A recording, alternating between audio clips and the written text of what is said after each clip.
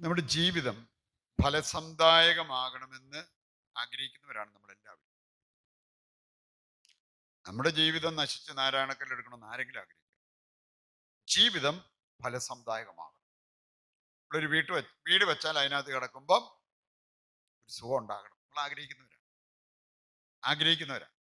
നമ്മൾ കല്യാണം കഴിച്ചാൽ മക്കളുണ്ടാകണം. മക്കളുണ്ടായ അവർക്കൊക്കെ നല്ല ഭാവി ഉണ്ടാകണം. നമ്മൾ ആഗ്രഹിക്കുന്നവരാ.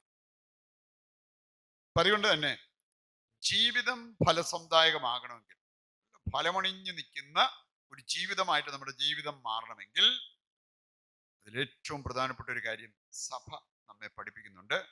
അതാണ് കത്തോലിക്ക സഭയുടെ മതബോധന ഗ്രന്ഥം 2744 വായിച്ച കാണാം.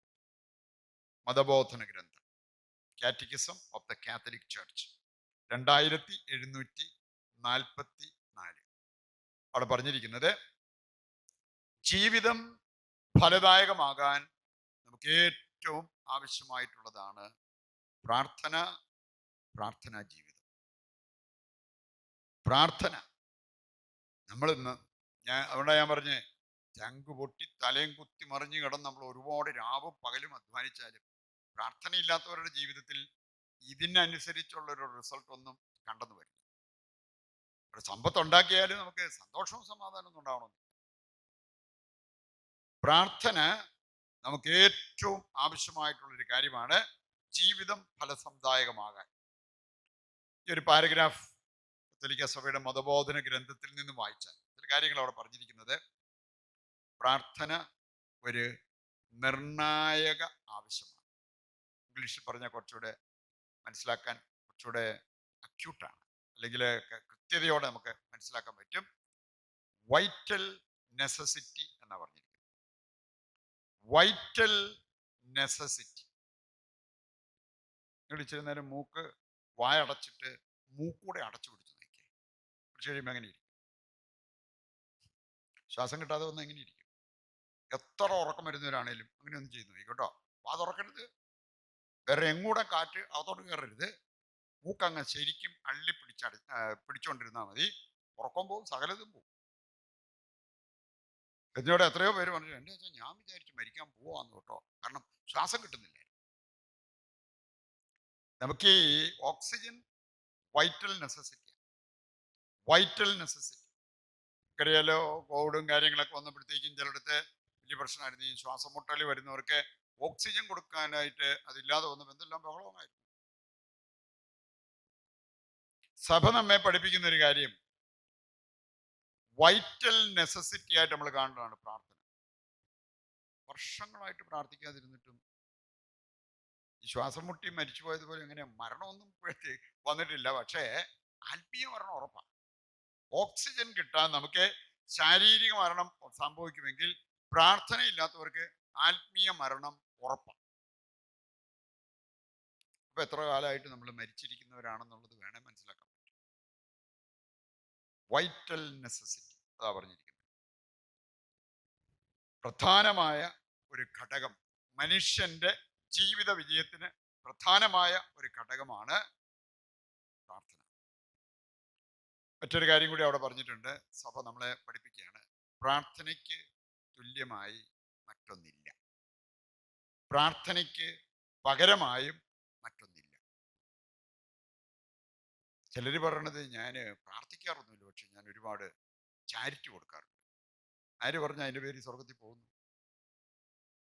സഭ നമ്മെ പഠിപ്പിച്ചിരിക്കുന്നത് പ്രാർത്ഥനയ്ക്ക് തുല്യമായി, പ്രാർത്ഥനയ്ക്ക് പകരമായി മറ്റൊന്നില്ല, പ്രാർത്ഥന മാത്രം. ജോൺ പോൾ രണ്ടാമൻ മാർപ്പാപ്പ പ്രത്യേകം പഠിപ്പിച്ചാണ്, വിശുദ്ധിക്ക് പകരം വെക്കാൻ വിശുദ്ധി മാത്രം, വേറൊന്നുകൊണ്ട് വിശുദ്ധി കവർ ചെയ്ത് പൊക്കോളിയല്ല. വിശുദ്ധിയുടെ കാര്യം മാത്രം എന്നോട് പറയരുത്, ഞാൻ വേണേ രാത്രി മുഴുവനും ഉറക്കളിച്ചിരുന്ന് പ്രാർത്ഥിച്ചോളാം, കാര്യമില്ലെന്ന്. വിശുദ്ധിക്ക് പകരം വിശുദ്ധി മാത്രം, പ്രാർത്ഥനയ്ക്ക് പകരം പ്രാർത്ഥന മാത്രം. അതുകൊണ്ട് പ്രാർത്ഥനയിലൂടെ നമുക്ക് നേടിയെടുക്കാവുന്നത് നേടിയെടുക്കാൻ പറ്റണമെങ്കിൽ നമ്മൾ പ്രാർത്ഥിക്കണം. എല്ലാവരെയും കൊണ്ട് എനിക്കറിയാം, ചിലര് ജാഗരണ പ്രാർത്ഥനയാണേലും ഉപവാസ പ്രാർത്ഥനയാണേലും കൊണ്ടെന്ന് കഴിഞ്ഞാൽ അന്നേരെ മധ്യസ്ഥ പ്രാർത്ഥന ഇഷ്ടംപോലെ കൊടുത്തു കേട്ടോ. നിങ്ങൾ വരുന്നുണ്ടോ പ്രാർത്ഥന? എനിക്ക് ഉറക്കളിച്ച ഭയങ്കര ക്ഷീണമാണ്, എനിക്ക് ശരീരത്തിന് പിന്നെ ഒരു ഒരു ഒരു ഉന്മേഷമൊന്നുമില്ല. സെയിം എല്ലാവരുടെയും, ഉറക്കളിച്ചിരിക്കുന്നവർക്ക് എല്ലാവർക്കും അങ്ങനെ ഉണ്ടാവും. പ്രിയപ്പെട്ടവരെ, നമ്മള് വില കൊടുത്ത് നമ്മൾ പ്രാർത്ഥിക്കാൻ പഠിക്കുമ്പോൾ അതനുസരിച്ച് ദൈവം നമ്മുടെ ജീവിതത്തിലേക്ക് വന്ന് നമ്മളെ അനുഗ്രഹിക്കുന്ന അനുഭവം ഉണ്ടാവും. അപ്പൊ അതുകൊണ്ടാണ് സഭ പറഞ്ഞിരിക്കുന്നത്, പ്രാർത്ഥനയ്ക്ക് പകരം വെക്കാൻ മറ്റൊന്നുമില്ല, പ്രാർത്ഥനയ്ക്ക് തുല്യമായിട്ട് മറ്റൊന്നില്ല. Work is my worship. വലിയ മാന്യതയോടെ സംസാരിച്ചിട്ടുണ്ട്. എൻ്റെ ജോലി അതാണ് എൻ്റെ പ്രാർത്ഥന. അത് ഞാൻ വളരെ കൃത്യമായിട്ട് തികഞ്ഞ ആത്മാർത്ഥതയോടുകൂടി ഞാനത് ചെയ്യാറുണ്ട്. എൻ്റെ വീട്ടിലെ ഉത്തരവാദിത്വങ്ങളെല്ലാം ഞാൻ നിറവേറ്റാറുണ്ട്. അത് നല്ലതാണ്. പക്ഷേ അത് പ്രാർത്ഥനയ്ക്ക് പകരമാകില്ലെന്ന്. അതുകൊണ്ട് പ്രാർത്ഥനയിലൂടെ നമുക്ക് ലഭിക്കുന്നത് പ്രാർത്ഥനയിലൂടെ മാത്രമേ ലഭിക്കുള്ളൂ. പ്രാർത്ഥിക്കാൻ നമ്മൾ മനസ്സാകണം, പ്രാർത്ഥിക്കാൻ നമ്മൾ പഠിക്കണം, പ്രാർത്ഥിക്കാൻ നമ്മൾ വില കൊടുക്കണം. ഇങ്ങനെയുള്ള കാര്യങ്ങൾ നമുക്ക് വളരെ പ്രധാനപ്പെട്ടതാണെന്ന് സഭ പഠിപ്പിച്ചിരിക്കുന്ന ഏതാനും ചില വിശുദ്ധര് പഠിപ്പിച്ചിരിക്കുന്നതിന്റെ വെളിച്ചത്തിൽ എന്താണ് ശരിക്കും പ്രാർത്ഥന. ചിലരുടെയൊക്കെ മനസ്സിരിക്കുന്ന എന്നാന്നറിയോ, ചിലർ പറയും, ഇന്നലെ ഞാൻ അധികം പ്രാർത്ഥിച്ചില്ല അച്ഛാ, മിനിഞ്ഞാന്ന് ഞാൻ ഒരുപാട് പ്രാർത്ഥിച്ചു. അതിനായിരുന്നു വ്യത്യാസം. അപ്പോൾ ഇന്നലെ ഞാൻ 1 മണിക്കൂർ എനിക്ക് കിട്ടിയുള്ളൂ, മിനിഞ്ഞാന്നാണ് 4 മണിക്കൂർ കിട്ടി. അപ്പൊ ഞാൻ മിനിഞ്ഞാന്ന് 2 പ്രാർത്ഥന പുസ്തകത്തിലുണ്ടായിരുന്ന എല്ലാ പ്രാർത്ഥനകളും ചൊല്ലിയായിരുന്നു. ഇന്നലെ എനിക്ക് അത്രയും ചെല്ലാൻ പറ്റിയില്ല. അപ്പൊ അതുകൊണ്ട് ഇന്നലത്തെ പ്രാർത്ഥന അത്രയും ശക്തമായില്ല. എൻ്റെ പ്രിയപ്പെട്ടവരെ, നമ്മൾ ചെയ്തു കൂട്ടുന്നത് വല്ലതും ആണോ പ്രാർത്ഥന? ഞാന് 24 മണിക്കൂർ പള്ളിയിൽ ഇരുന്നിട്ടും കർത്താവിനെ കൊണ്ട് പ്രവർത്തിപ്പിച്ചില്ലെങ്കിൽ, കർത്താവ് പ്രവർത്തിക്കാൻ അനുവദിച്ചില്ലെങ്കിൽ, ഞാന് കർത്താവ് പറയുന്നതൊന്ന് കേൾക്കാൻ അനുവദിച്ചില്ല, ഞാൻ അവിടെ ഇരുന്ന് ഘോരം ഘോരം ഘോരം എൻ്റെ വായി വന്നതെല്ലാം ഞാൻ പറഞ്ഞു, അതാണോ പ്രാർത്ഥന? ഒരു കാര്യം പറഞ്ഞിരിക്കുന്നത് ഇംഗ്ലീഷിൽ ഇങ്ങനെയാ പറയണേ, prayer is not something that we do. അതാ ചിലരുടെ ഒരു തെറ്റിദ്ധാരണ. ഞാൻ ചെയ്യുന്നതാണ് പ്രാർത്ഥന, ഞാൻ നടത്തിയതാണ് പ്രാർത്ഥന, ഞാൻ ചൊല്ലിയതാണ് പ്രാർത്ഥന. അല്ലാന്ന്. Prayer is something that God does in us. ഈ പ്രാർത്ഥന നമ്മളെ രൂപാന്തരപ്പെടുത്തണമെങ്കിൽ ദൈവത്തിന്റെ പ്രവൃത്തി അവിടെ ഉണ്ടാകും. നമ്മൾ അവിടെ ഇരുന്ന് കുറെ നേരം പള്ളിയിൽ ഇരുന്നായിരുന്നു, കുറെ പ്രാർത്ഥനകളൊക്കെ ചൊല്ലിയായിരുന്നു എന്ന് പറഞ്ഞ് എഴുന്നേറ്റ് പോയാലും നമ്മുടെ ജീവിതം മാറണമെന്നില്ല. ജീവിതം മാറണമെങ്കിൽ ദൈവം പ്രവർത്തിക്കണം. അതുകൊണ്ട് എന്താണ് ശരിക്കും പ്രാർത്ഥന എന്നുള്ളത് വിശുദ്ധർ നമ്മളെ പഠിപ്പിച്ചിരിക്കുന്നത്. സഭയും പറയുന്നുണ്ട്. നിങ്ങൾ 2559 കത്തോലിക്ക സഭയുടെ മതബോധന ഗ്രന്ഥം എടുക്കുകയാണെങ്കിൽ ഒരു 3 കാര്യങ്ങൾ അവിടെ പ്രത്യേകം എടുത്തു പറഞ്ഞിട്ടുണ്ട് പ്രാർത്ഥനയെ കുറിച്ച്. എന്താണ് പ്രാർത്ഥന? 1, ദൈവ പരിപാലനയിൽ സഹകരിക്കുന്നത്. നിങ്ങൾ ഈ ജാഗരണ പ്രാർത്ഥന കഴിഞ്ഞിട്ട് നാളെ രാവിലെ എന്തെങ്കിലും നിങ്ങൾ ഉദ്ദേശിച്ചതിൽ നിന്നും വ്യത്യസ്തമായിട്ടൊരു കാര്യം വീട്ടിൽ വന്ന ഉടനെ അയ്യോ ബാവേ ഇന്നലെയും പ്രാർത്ഥനയ്ക്ക് പോയതാ, എന്നിട്ട് ഇങ്ങനെയൊക്കെ വന്നല്ലോ എന്ന് പറയുന്നുണ്ടെങ്കിൽ ദൈവപരിപാലനയോട് നിങ്ങൾ സഹകരിക്കുന്നവരല്ല. ദൈവപരിപാലനയോട് സഹകരിക്കുന്നവരാണെങ്കിൽ അങ്ങനെ വരുമ്പോഴും നിങ്ങളുടെ മനസ്സിൽ കൂടെ പോകാൻ പോകുന്നത് ദൈവം അറിയാതെ ഒന്നും വരുന്നില്ലല്ലോ. ദൈവം അറിയാതെ എന്ത് വരാൻ? അപ്പൊ അതുകൊണ്ട് ദൈവം എന്തോ ഉദ്ദേശിക്കുന്നുണ്ട്. എൻ്റെ നന്മ. അതാണ് ജെറമിയ 29:11 വായിച്ചാൽ നിങ്ങളെ കുറിച്ചുള്ള ദൈവത്തിന്റെ പദ്ധതി അതിനകത്തില്ലാത്തൊന്നും സംഭവിക്കുന്നില്ല. അത് നിങ്ങളുടെ നാശത്തിനല്ല, നിങ്ങളുടെ ക്ഷേമത്തിനാണ്. ക്ഷേമത്തിന്. അങ്ങനെ ചിന്തിക്കാൻ പറ്റാത്തവര് ദൈവ പരിപാലനയുമായിട്ട് സഹകരിക്കാത്തവരാണ്. നമുക്ക് പ്രാർത്ഥന ഫലമണിഞ്ഞ പ്രാർത്ഥന എന്ന് പറഞ്ഞാൽ നമ്മൾ ഉദ്ദേശിച്ച സമയത്ത് നമ്മൾ ഉദ്ദേശിച്ചതുപോലെ കാര്യങ്ങളൊക്കെ ഒന്ന് മാറി മറിഞ്ഞു വരുവാണെങ്കിൽ ആ പ്രാർത്ഥനയും നല്ലതായിരുന്നു, ദൈവവും നല്ലതാണ്, എല്ലാം ഓക്കെ. ദൈവ പരിപാലനയോട് സഹകരിച്ച് മുമ്പോട്ട് പോകുമ്പോൾ ഒരുപക്ഷെ പരിശുദ്ധ കന്യകാമറിയം ദൈവ പരിപാലനയോട് സഹകരിച്ച വ്യക്തിയാ. 7 വ്യാകുല വാള് അവളുടെ ചങ്കി കയറിയത് അവളെന്തെങ്കിലും പാപം ചെയ്തിട്ടൊന്നുമല്ല.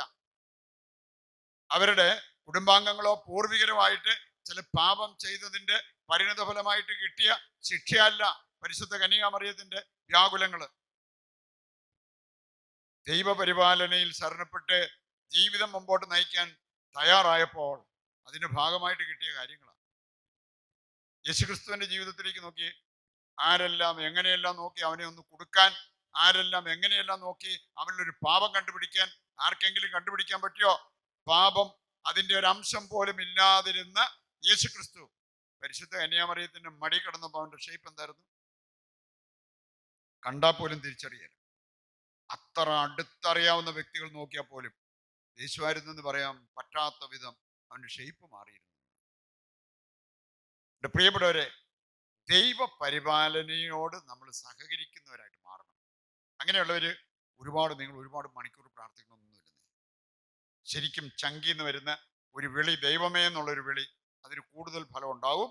നിങ്ങൾ ദൈവ പരിപാലനയോട് സഹകരിക്കാതെ കണ്ട് 24 മണിക്കൂർ പ്രാർത്ഥിച്ചാൽ. അതാണ് അതിന്റെ വ്യത്യാസം. നമ്മുടെ പ്രാർത്ഥനയുടെ നീളമോ നമ്മൾ ഉപയോഗിക്കുന്ന ശബ്ദത്തിന്റെ വോളിയമോ ഇതൊന്നും അല്ല കർത്താവ് നോക്കുന്നത്. ദൈവ പരിപാലന, ഞാൻ എത്രമാത്രം ദൈവത്തിന്റെ ഇഷ്ടം പോലെ നടക്കട്ടെ, എൻ്റെ ജീവിതം ഞാൻ ഉദ്ദേശിക്കുന്നതിനേക്കാൾ ദൈവം ഉദ്ദേശിക്കുന്നത് പോലെ മുമ്പോട്ട് പോകട്ടെ, അങ്ങനെ ചിന്തിക്കാൻ പറ്റുന്നുണ്ടെങ്കിൽ അതാണ് പ്രാർത്ഥന.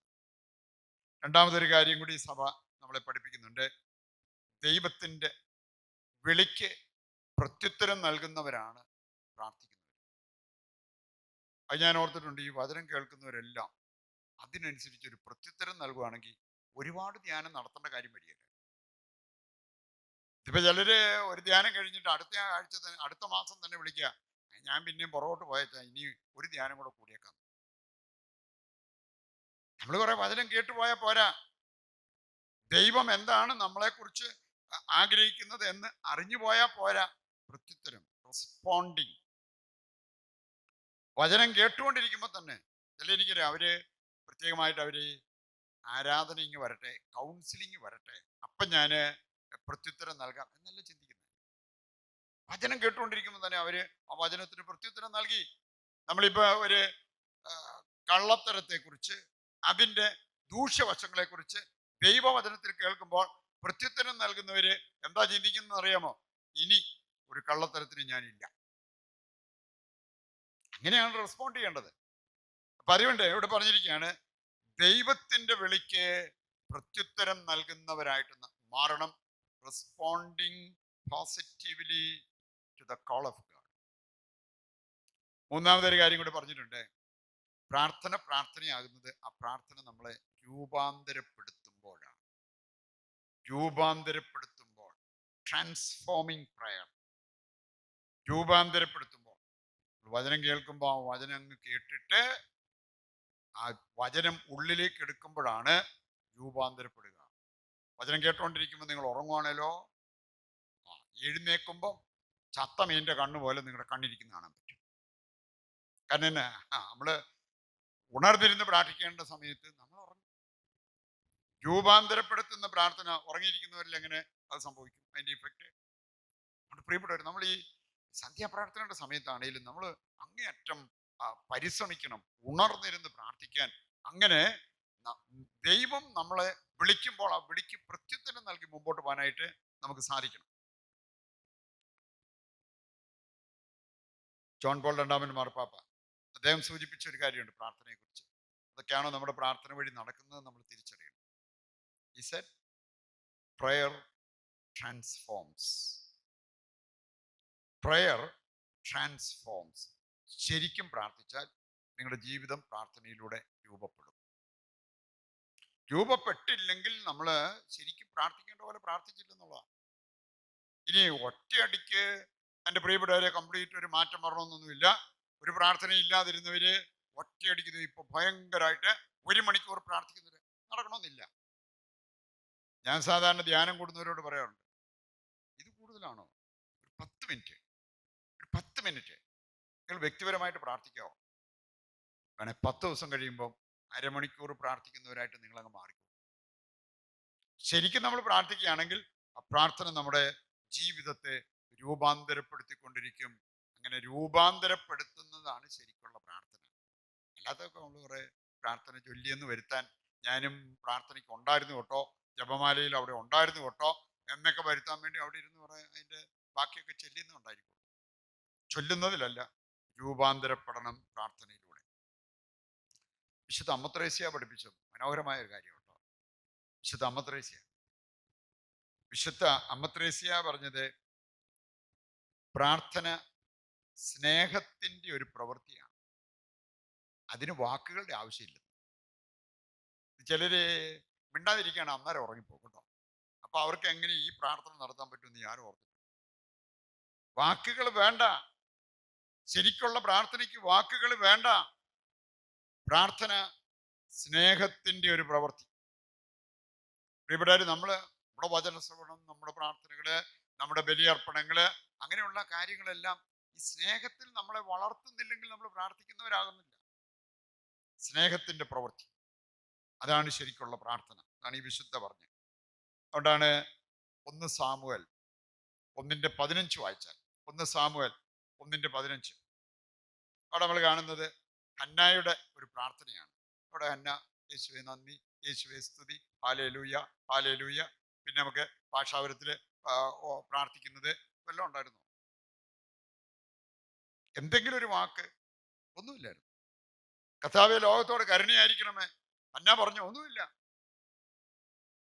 അവളുടെ അധരങ്ങൾ ചലിച്ചെങ്കിലും ഒരു ശബ്ദവും പുറത്തോട്ട് വന്നില്ല. അത് കണ്ടിട്ടാണ് പുരോഹിതൻ ഏലിക്കൊരു സംശയം തോന്നി. ഹന്ന അതിരാവിലെ പുതുവീഞ്ഞു കുടിച്ചു ഉന്മത്തയായിട്ടിരിക്കണം, ഇവിടെ പൂസാണോ ഇങ്ങനെയൊക്കെ കാണിക്കണേ? മറുപടിയായിട്ട് ഹന്ന പറഞ്ഞെന്താ? ഗുരോ, അങ്ങ് ചിന്തിക്കുന്ന പോലെയല്ല, എനിക്ക് ഒരുപാട് വേദനയുണ്ട്, ഒരുപാട് നിന്ദനം, കഷ്ടപ്പാട് ഞാൻ എൻ്റെ ജീവിതത്തിൽ അനുഭവിക്കുന്നുണ്ട്. ഞാനതെല്ലാം ഈശോയുടെ മുമ്പിൽ, ദൈവത്തിന് മുമ്പിൽ ഒന്ന് ഇറക്കി വെക്കുകയാണ്. ഇതാണ് പ്രാർത്ഥന. ഇംഗ്ലീഷ് ട്രാൻസ്ലേഷൻ വായിച്ചാൽ I was pouring out my heart before the Lord. എന്തു മനോഹരമായ കാര്യം! ഇതിന് വാക്കിന്റെ ആവശ്യമുണ്ട്. I was pouring out my heart before the Lord. ദൈവത്തിന് മുമ്പിൽ എൻ്റെ ഹൃദയവികാരങ്ങൾ ഞാൻ ഇറക്കി വെക്കുകയാണ്. എന്തെങ്കിലും മരിക്കുന്നതിന് മുമ്പ് ഒരു പ്രാവശ്യമെങ്കിലും ഇങ്ങനെ ഒന്ന് പ്രാർത്ഥിക്കാൻ പഠിക്കണേ.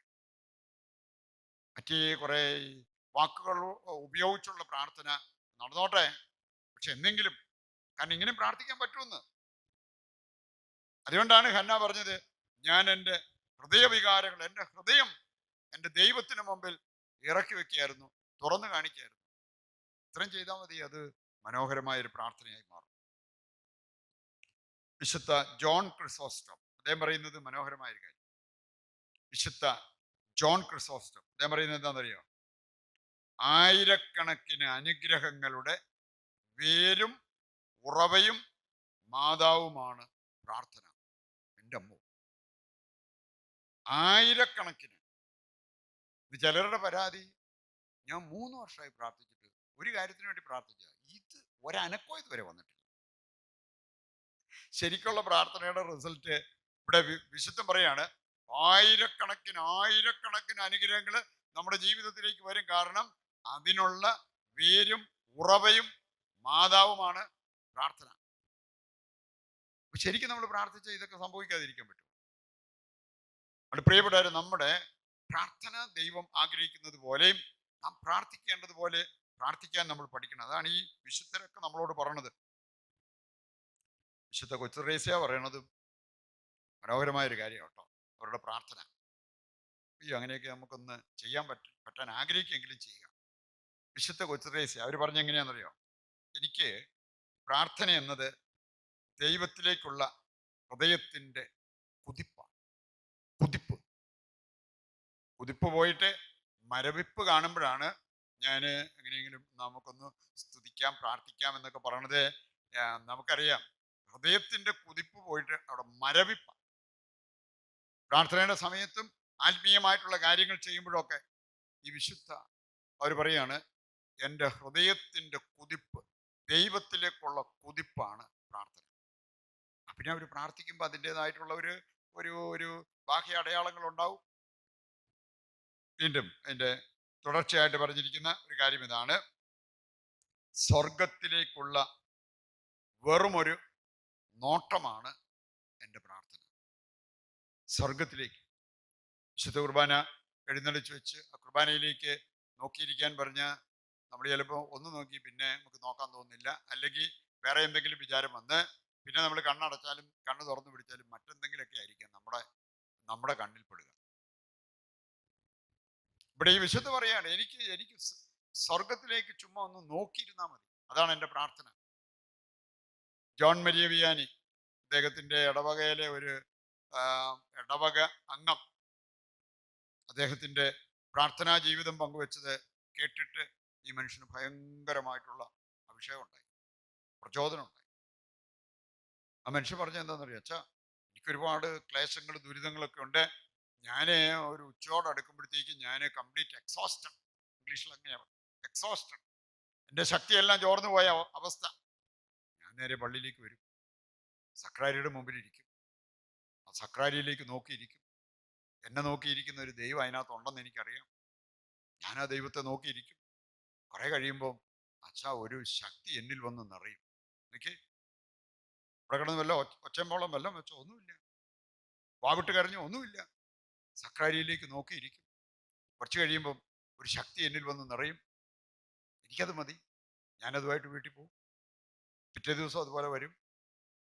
എൻ്റെ പ്രിയപ്പെട്ടവർ എങ്ങനെയൊക്കെ ഒന്ന് പ്രാർത്ഥിക്കാൻ പഠിച്ചാൽ നമ്മുടെയൊക്കെ ജീവിതത്തിൽ ക്ലേശങ്ങൾ ബുദ്ധിമുട്ടുകൾ ഒരുപാട് ഉണ്ടായേക്കാം, പക്ഷെ അതിനെയൊക്കെ നേരിട്ട് മുമ്പോട്ട് പോകാനായിട്ട് നമുക്ക് പറ്റും.